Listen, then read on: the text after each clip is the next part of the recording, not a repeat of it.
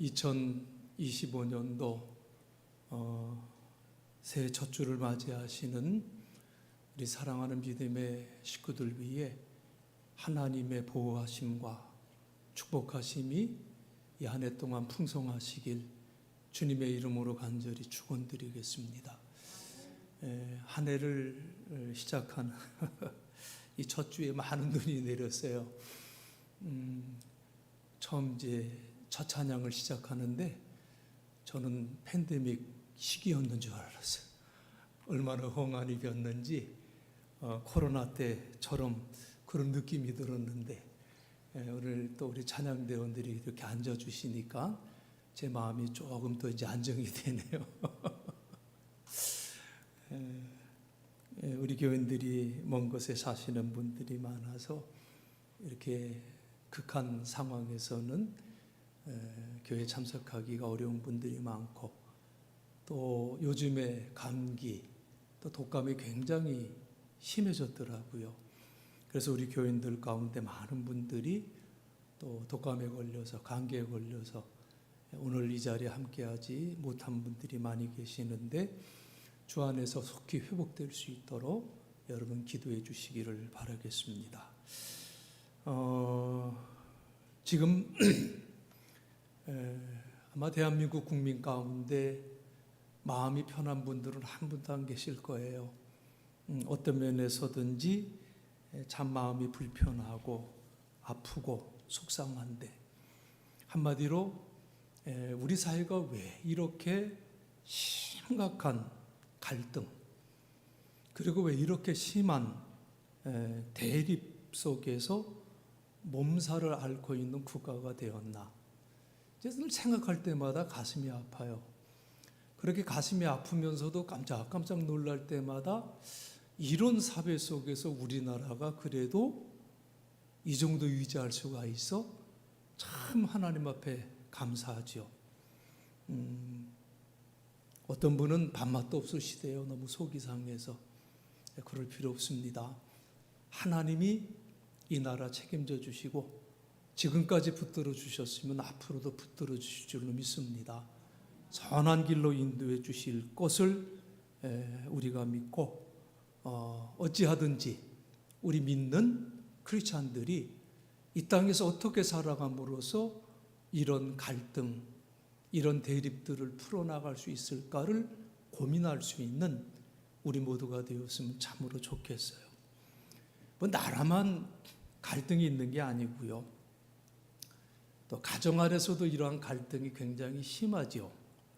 부부 간의 갈등도 있고 부모 자식 간의 갈등도 있고 뭐 고부 간의 갈등이라는 것은 뭐 우리나라의 전통이고요. 더 나아가서 사위와 장모의 갈등도 만만치가 않다고 그래요. 사위와 그 어머니와의 갈등은 저는 이제 서양의 전통인 줄 알았는데 이게 우리나라에도 이게 점점 심해진다고 그래요. 그런데요, 2000여 년 전에 예수님 당시에도 예수님을 따르는 제자들에게도 이런 갈등과 대립이 있었다는 것을 우리가 성경에서 보게 되죠. 자, 오늘 이 본문 앞부분 35절부터 내용을 보면 제자 중에 야고보와 요한의 형제가 주님께 주의 나라가 이 땅에 이루어질 때 우리를 주님의 좌편에 그리고 주님의 우편에 앉게 해 주옵소서. 요즘 말로 하면 높은 자리를 좀 달라고 청탁을 한 거예요. 자, 옆에 제자들이 그 소리를 듣고 어떻게 했다고 그랬어요? 41절에 보니까 그들이 야고보와 요한에 대해서 화를 냈다고 그래요. 화를 냈다.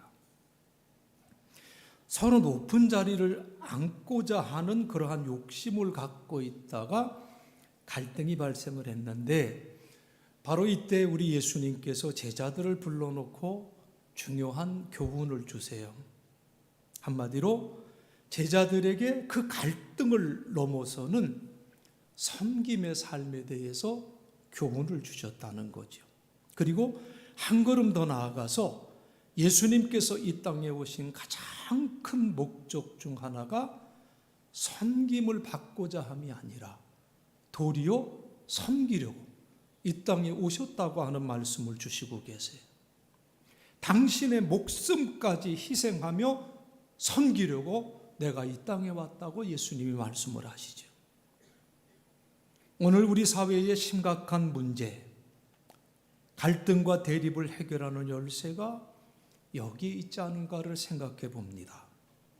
우리 사회와 가정의 갈등 그리고 대립, 그것을 우리가 풀기를 원한다고 한다면 우리는 먼저 예수님처럼 섬김의 자리로 돌아와야 되지 않겠습니까?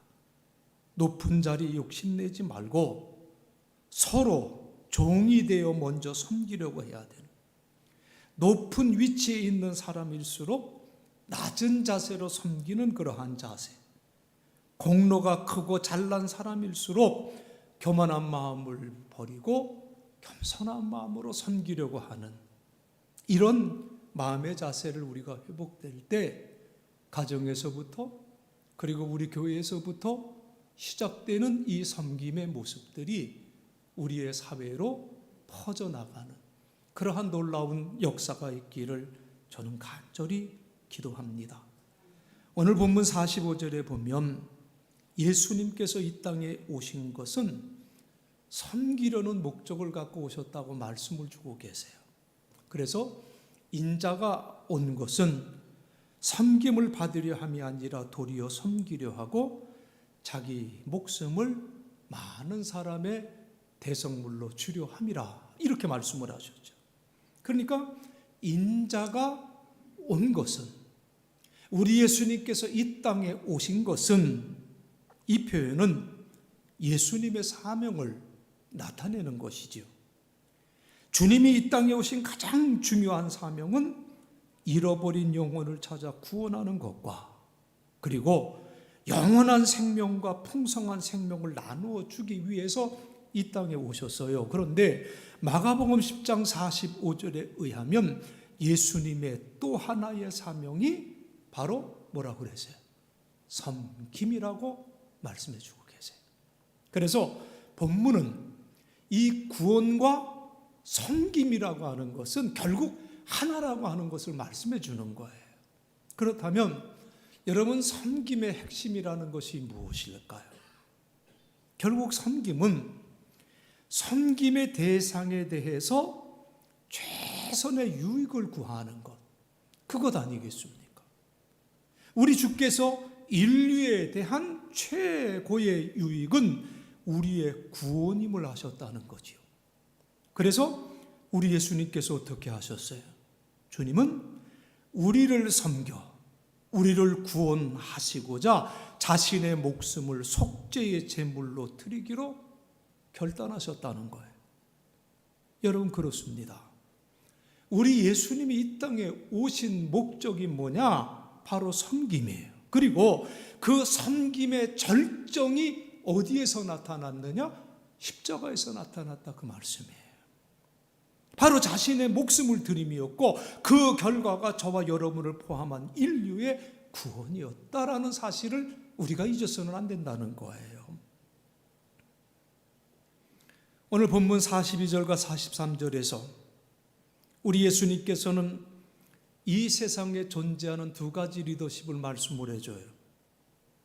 세속적인 리더십, 그리고 주님의 새로운 섬김의 리더십을 말씀해 주고 계시는 것을 보게 되는데, 먼저 42절을 보면 이렇게 말씀을 하지요. 예수께서 불러다가 이르시되 이방인의 소위 집권자들이 그들을 임의로 주관하고 그 고관들이 그들에게 권세를 부리는 줄을 너희가 알거니와, 이렇게 말씀을 했어요. 주관한다. 표준 세번역 개정판에 보니까 마구 내리 누른다, 이렇게 번역을 했어요.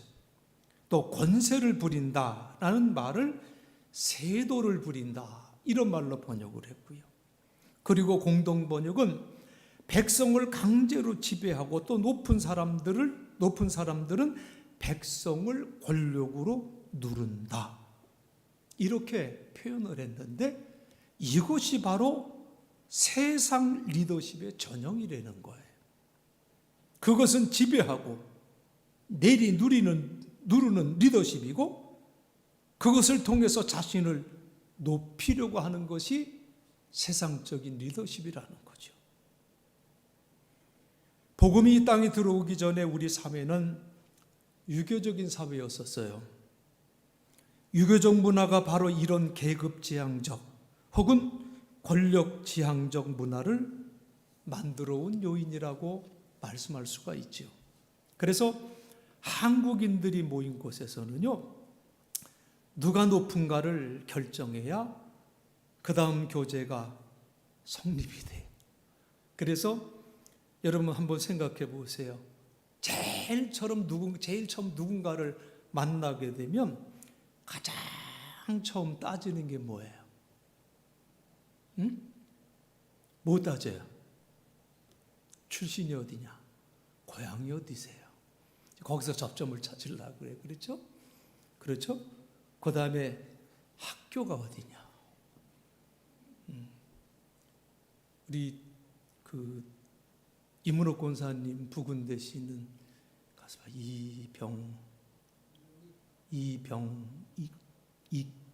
이병익 선생님이 고려대학교 66학번이랴. 그죠? 그래서 미국에 갔는데 교회를 갔더니 거기 장로님이 고려대학교 66번 학번입니다. 그랬더니 그 장로님이 90도로 절을 하더랴. 이렇게 절하면서 아유 선배님이 오셨군요. 우리 형수님은 60학번이요. 이게 한국 사람이요. 한국 사람은 어딜 가든지 학교를 어디 나왔나 또 따지는 게 있어. 나이가 어떻게 되시는지요. 이걸 또 따지고. 여러분 왜 이런 거를 따지느냐? 왜 이런 걸 따지느냐? 그 배후에는 누가 높으냐? 이런 권력 욕구가 도사리고 있다는 거예요. 윗사람과 아랫사람을 구별하려고 하는 그런 심리가 우리 한국 사람에게는 많이 있는 것 같아요. 심지어는요, 옛날 우리 어렸을 때 살았던 집 있잖아요. 제 지금 기억이 나는데 그 어렸을 때 살던 집에 방도 계급이 있었어요. 그렇잖아요. 방도 계급이 있어. 뭐가 있어요? 윗목이 있으면 아랫목이 있었어요. 그것도 계급이잖아. 응? 밥상을 대할 때도 제 어렸을 때의 기억은 구별이 있었어요. 그냥 조선집에서 우리가 살았는데 큰 대청마루에 밥상을 넣으면 밥상이 3개였었어. 제 어렸을 때 기억은. 저 위에는 할아버지 밥상. 온갖 좋은 건 거기 다 올라가 있고. 그 다음에 남자들 밥상. 그리고 여인네들 밥상. 이게 다 뭐예요? 응? 다 구분이에요. 구별이에요. 언어 구조를 볼 때에도 상대방 높이에 따라서 내가 나를 칭하는 그 호칭도 달라져요. 내가, 제가요, 본인이 뭐 이런 등등의 호칭들이 다 달라지고 있어요. 그렇죠? 그런데 우리 예수님은요, 상대가 누구이든지 간에 자신을 호칭하는 그 호칭은 단 한 가지였었어요. 예수님은 당신을 나타낼 때의 호칭은 뭐였느냐? 인자가라는 말씀. 인자는 Son of Man, 인자는 하나님의 아들이 사람의 아들이 되셨다는 이 명칭, 인자가. 이것은요, 바로 예수님의 그 역할, 그의 사명을 호칭하는 말씀이었어요. 예수 그리스도가 하나님의 아들로 사람의 아들이 되어 이 땅에 오신 그 사명을 나타내고 있는 호칭, 그 호칭이 인자라는 호칭이에요. 우리 예수님은 주어진 역할과 사명이 중요하셨지 높이가 중요한 것이 아니라 자리가 중요한 것이 아니었다고 말씀해요. 오늘날 우리 사회가 변화하려면 이 섬김의 리더십으로 체질 개선이 속히 이루어져야 될 줄로 믿습니다. 우리가 세상을 바로 세우고 우리가 교회를 바로 세우기 위해서는 세상과 다른 리더십을 우리가 보여야 되는데, 오늘 본문 43절의 말씀이 이렇게 시작이 되지요. 너희 중에는 그렇지 아니하니 너희 중에 누구든지 크고자 하는 자는 어떻게 하래요? 너희를 섬기는 자가 되고 라고 이렇게 말씀을 했어요. 뭐가 되자는 거예요? 섬기는 자가 되자는 거예요. 지난번에도 한번 말씀을 드린 기억이 있는데, 인류는 수많은 유형의 리더십을 실험한 후에 오늘에 와서야 가장 건강한 리더십이 어떤 리더십이냐? 그것이 바로 섬김의 리더십이다. 그렇죠? 그렇게 말을 하기 시작했어요. 1977년 로버트 글린리프라는 그리스도인이 저술했던 종의 리더십이 주목을 받기 시작하다가 섬기는 지도자가 되기라는 그 책을 쓰면서 세계적 관심을 불러일으키면서 오늘날 전 세계 100대 기업의 약 절반은 사원들을 훈련시키는 그 과정에서 이 종의 리더십을 가리키고 있다고 합니다. 그런데 여러분, 이것은 이미 예수님께서 2000여 년 전에 이런 리더십을 먼저 가르쳐 주셨고 행해 주셨다는 거예요.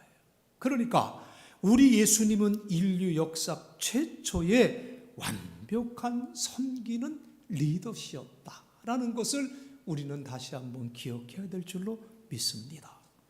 우리가 섬김의 삶을 살아야 할 이유는 주께서 친히 명하시고 그리고 모범을 보여주셨기 때문에 우리는 이렇게 살아야 된다는 거예요. 이 섬김, 목숨을 드리는 거창한 일뿐만 아니라 가장 작은 일로도 가능한 것을 우리 주님은 제자들에게 가르칠 필요가 있으셨어요. 그래서 우리 예수님은 요한복음 13장에 보면 수건과 대야를 들고 제자들의 발을 씻기는 장면이 나오지요. 우리 주님 친히 지극히 작은 자에게 행한 가장 작은 일도 목숨을 드리는 일 못지않게 소중하다는 것을 가르쳐 주셨어요. 그렇죠? 우리가 세상에서 살아갈 때 자동차 하나를 주차할 때도 이렇게 주차하면 이웃에게 불편을 주지 않을까 배려하고, 또 엘리베이터나 문을 이렇게 열고 들어갈 때도 몸이 불편한 이웃들이나 노역자들을 먼저 배려해 줄 수 있는 그런 작은 일들. 그렇죠. 교회 봉사에도 남이 꺼려하는 일들을 자원하는 일, 바닥에 주보나 쓰레기가 떨어져 있으면 줍는 일, 다른 사람을 생각하여 화장실을 깨끗이 사용하는 일, 정말 사소한 것에서부터 섬김의 정신은 시작이 되는 것 아니겠습니까? 여러분, 일반적으로 유대인의 관습에 의하면 이 발 씻음이라고 하는 것은 손님들에 대한 기본적인 예절이었었어요. 유대인들이 신고 다니는 그 신발은 주로 샌들이었기 때문에 더위가 심한 이 사막지대에서는 이제 그 샌들 안으로 먼지가 많이 들어오지요. 그래서 이제 손님이 집에 올 때 집 문 곁에 물동이와 대야를 준비해 놓고, 그리고 손님이 도착하면 발을 씻겨주는 것이 최선의 섬김의 실천이었다는 거예요. 그런데 어떤 제자도 이런 섬김에 대해서 신경을 쓰고 있었던 것 같지는 않아요. 그저 우리 예수님이 잘 되면 나는 어떤 자리 차지할까? 여기에만 관심을 갖고 있었다는 거지요. 요한복음 13장 3절에 보면 저녁 먹는 중에 라고 시작이 돼요. 사실 발 씻음이라는 것은 밥 먹기 전에 사실은 씻어주는 것이 정상이에요. 그런데 저녁 먹는 중에 라고 말씀을 하고 있어요. 이게 무슨 말이냐? 제자들은 그런 천한 일은 자신이 할 일이 아니라고 생각해서 서로 다른 누군가가 발을 씻겨주겠지 하며 눈치 보다가 아무도 주님의 발을 씻기는 섬김을 하지 않았다는 거죠. 그러자 예수님은 마침내 저녁 드시던 자리에서 일어나셨어요. 주님은 먼저 서둘러 자신의 식사를 끝내시고 이 소중한 기회를 섬김을 가르치는 기회로 사용하셨다는 거예요. 그리고 마침내 이 실천 후에 말씀하셨죠. 내가 너희에게 행한 것 같이 너희도 행하게 하려 하여 본을 보였노라. 뭘 보이셨어요? 본을 보였다. 본. 누군가가 따라오게 하는 것. 바로 예수의 제자들이 따라오게 내가 너희에게 이것을 실천하여 보여주었다. 예수님 말씀하셨어요. 오늘 우리가 예수님을 따르고 있다고 한다면, 오늘 우리가 예수님이 걷던 그 길을 나는 따르는 사람입니다라는 그 고백을 하고 있다고 한다면, 이 예수님의 본을 따르는 것은 당연한 일 아니겠습니까? 그런데 우리는 왜 못하나요? 왜 우리는 그렇게 살아가지 못할까요? 한마디로 이기심이에요. 한마디로 이기심이에요. 내 몸 조금 편하기 위해서 우리는 그 작은 고난들을 견디기가 싫어할 때가 많다는 거예요. 그렇다면 우리가 어떻게 우리 자신들을 그리스도인이고 어떻게 내 자신을 그리스도의 제자라고 말할 수가 있겠습니까? 여러분, 섬김이라는 것은 예수님의 거룩한 습관이었었어요. 섬김은 보다 더 가진 자가 덜 가진 자들을 위해서, 보다 강한 자가 더 약한 자를 위해서, 보다 편리하게 사는 자가 덜 편리하게 사는 이들을 섬기는 것이, 여러분, 이것이 성경적인 원칙이에요. 저는 이 원칙이 우리 교회 안에서 적용되어지는 것을 보기를 원합니다.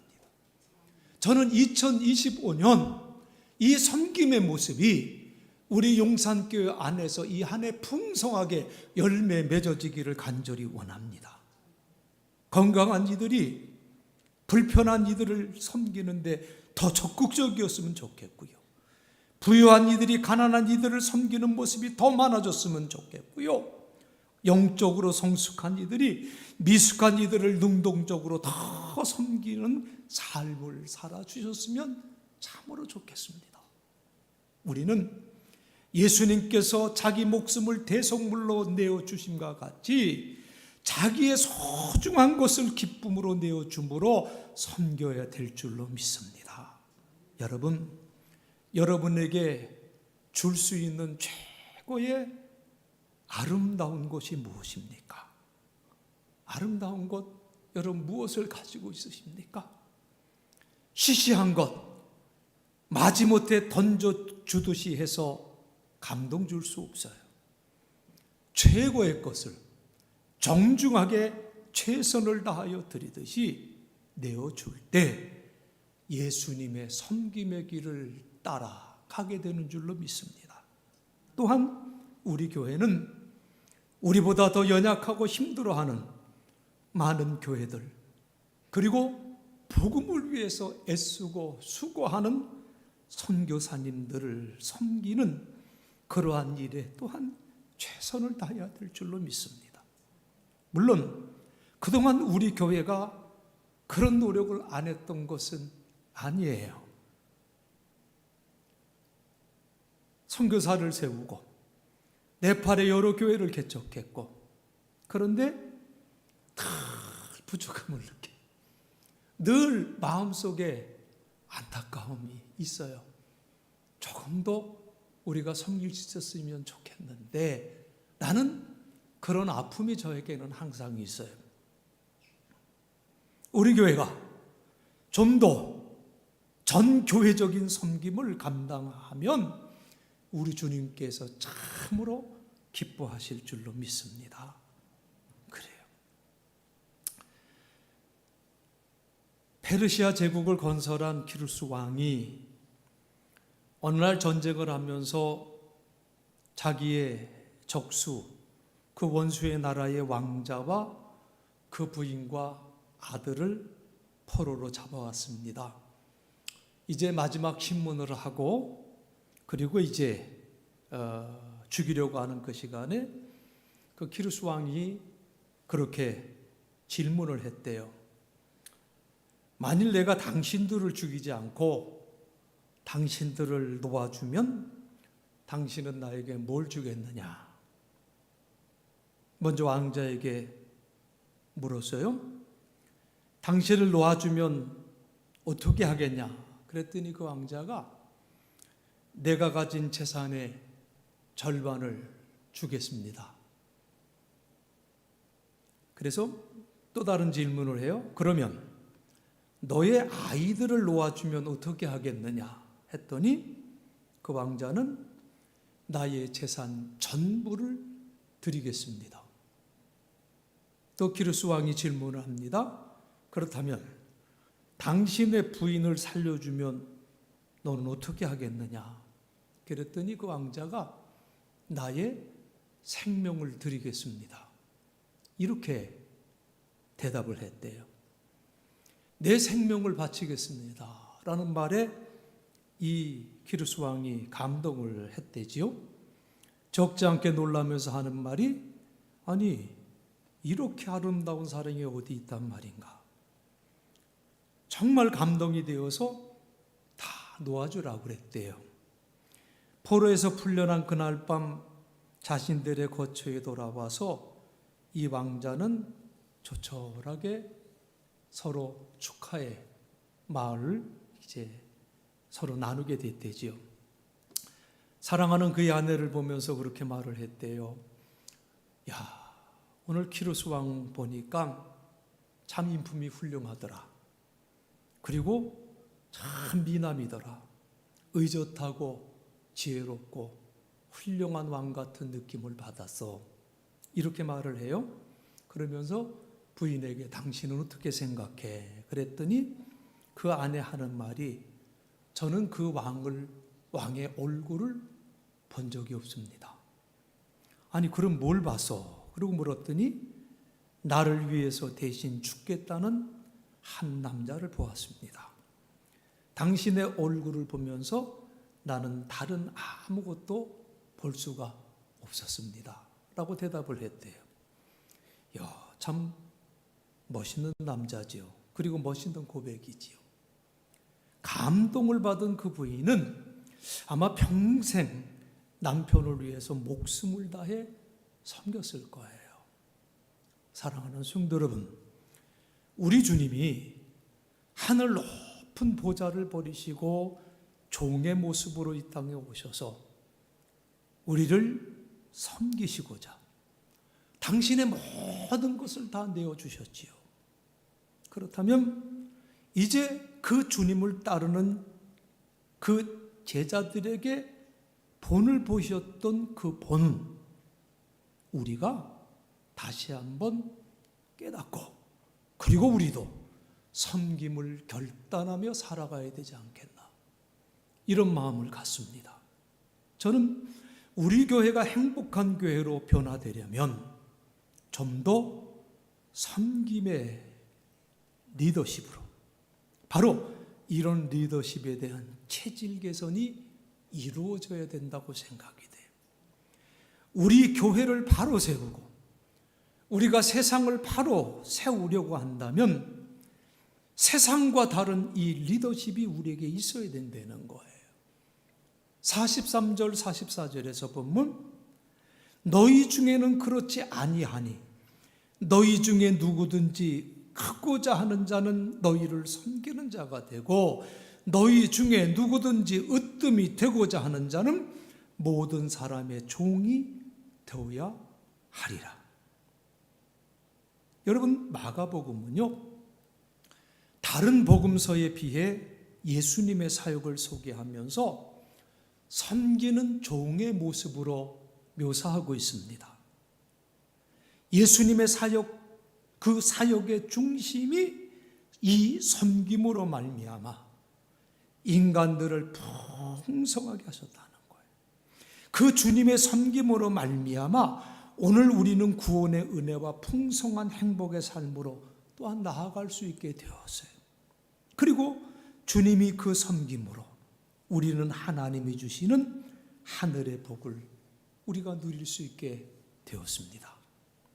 오늘 주님이 우리를 위해 이 섬김의 삶을 살았듯이 우리도 교회와 세상을 섬기는 것이 하나님을 기쁘게 하는 복된 삶이라고 하는 것을 믿으시고 이 한해 여러분 최선을 다해 섬김의 삶을 실천해서 주님을 기쁘시게 하는 저와 여러분 다들 되시길 주님의 이름으로 간절히 축원드리겠습니다. 기도하시겠습니다.